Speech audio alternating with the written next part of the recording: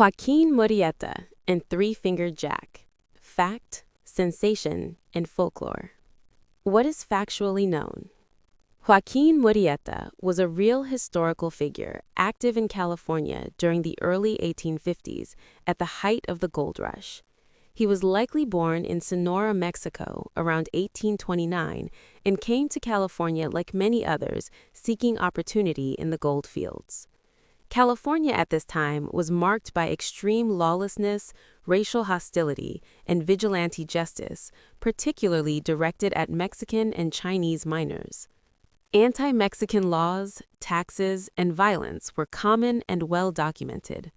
Murrieta became associated with a group of outlaws later referred to as the Five Joaquins, several men with the same first name who were accused of horse theft, robbery, and murder across Central California.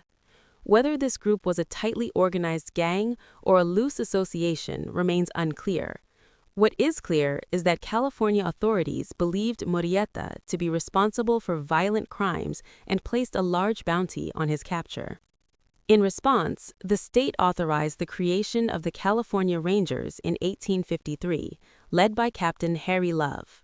On July 25, 1853, Love and his men reported tracking and killing two Mexican men near what is now Panoche Pass. The Rangers claimed one was Murrieta and the other was his lieutenant, Manuel Garcia, known as Three-Fingered Jack.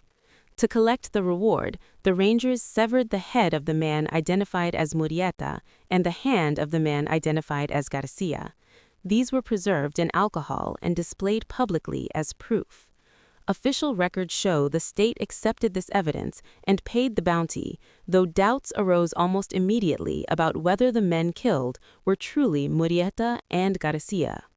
Newspapers of the time eagerly reported on Murrieta, often exaggerating his crimes and portraying him as a terrifying menace. Sensational headlines blamed him for dozens of murders, ambushes on miners, and daring escapes. Three-Fingered Jack, in particular, was described as cruel and bloodthirsty, with stories claiming he killed without hesitation and mutilated victims. The exhibition of the preserved head and hand caused widespread fascination and horror. Thousands reportedly paid to view them at saloons and fairs throughout California. This spectacle blurred the line between justice and entertainment and contributed heavily to Murrieta's growing notoriety. At the same time, many Mexican Californians insisted Murrieta was innocent of at least some of the crimes attributed to him, arguing he was targeted because of racial prejudice and used as a symbol to justify violence against Mexican communities. Conflicting eyewitness accounts and the lack of forensic methods meant truth was impossible to verify conclusively. Within a year of Murrieta's reported death, his story entered folklore. In 1854, a popular novel claimed Murrieta was a noble man driven to outlawry after his wife was assaulted and his brother executed by Anglo settlers.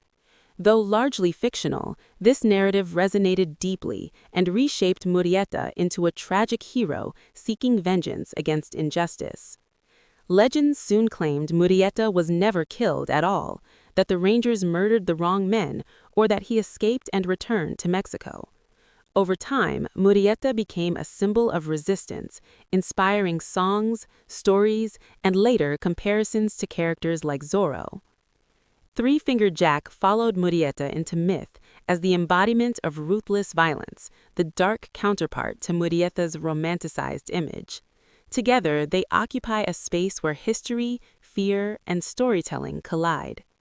Today, Joaquin Murrieta and Three-Fingered Jack remain enduring figures of the gold rush era, part documented reality, part sensational spectacle, and part legend shaped by injustice, imagination, and time. Joaquin Marietta.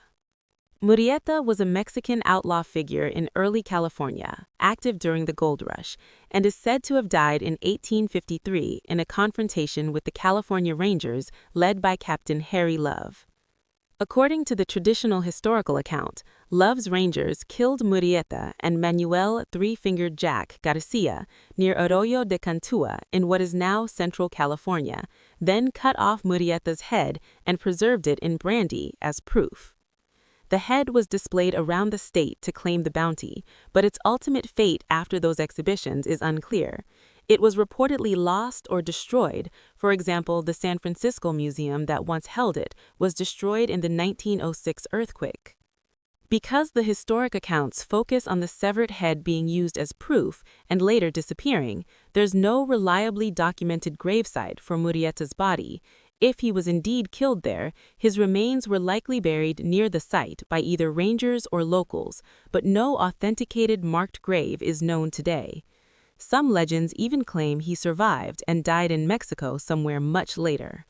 The California historical landmark number 344 near Coalinga, California, marks the approximate site of the final confrontation but does not mark a burial.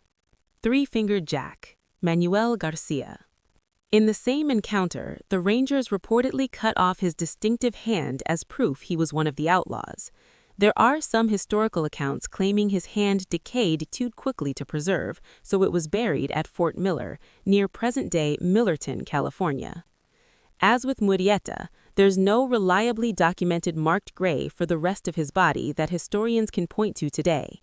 Much of what's known about Murrieta and Jack comes from legend and early newspaper reports, and some historians dispute the traditional story completely, including whether the rangers actually killed the real Murrieta at all. There are no verified public burial sites where you can visit their graves like with many other historical figures. Both Murrieta and Three-Fingered Jack were reportedly killed in 1853 by California Rangers. Murrieta's severed head was displayed but disappeared later. There's no confirmed gravesite. Three-Fingered Jack's hand might have been buried near Fort Miller, but the location of his body is not documented with certainty.